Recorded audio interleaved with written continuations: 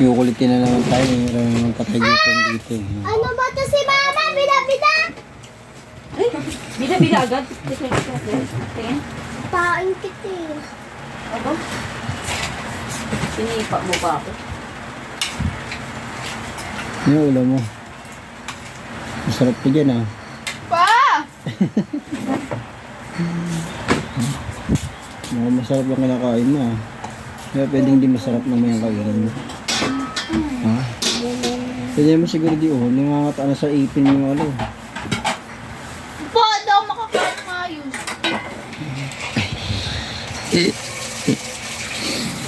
Hindi naman siya yata sa ano eh. Dahil mo nilagay oh. Isang ano yun. Parang kala mo ano eh. Kumakain eh. Salang mo. Kaya gutom kasi itong anak mo. Sarap ito dulakan eh. Oh? Puntahan mo na daw si Vanessa, te. Kanina pa nag-antay sa'yo. Mamaya pa. Anong oras?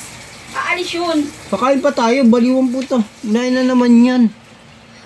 Diyos ko po. Ay, sa para pa sa dyan, habang ano, mamaya, saka tuyo dyan, saka ka maglilinis na naman.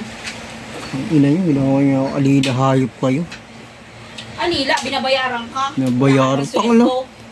Binabayaran. Kala mo napakalaki magpasahod ang puta. Makukunat. Dito, hindi mo pa sinama. Makukunat kayo.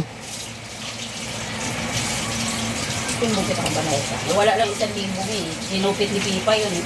Ano? Ganda niyan. Wala 1,000 mo, naalala ko. Binigay sa kanya eh. Sino? Ikaw. Biniyaran pa ni Vanessa. Di ba nawala? Sabi niya. Si Pipa lang niya. Oo, may pera ako nun. Noon, Ikaw ngayon. pa mo yun. Wala. Ngayon. Nagtuturoan kayo. 1,000 kukunin ko. Nagtuturoan kayo. Ano ka?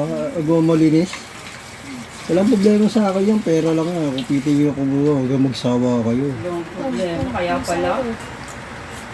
May layan at sikot siya. Ikaw mo. Sabi ko nga mo ano. Kagat ng ano ah.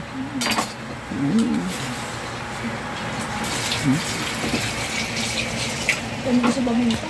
Ano na? Hindi dami tayong paminta. Sarap maraming manghang yan. Para ano. Kaya ka Bicol eh. Huwag nakita ko Bicol manghang lalo yan. Pag doon ka kumain sa Bicol. Sobrang ang pa yan. May siling pula pa yan. Wala nga yung sili. Kasi ina-adjust pa kayo. Yung adjust ang puta. Nag-English ka pa.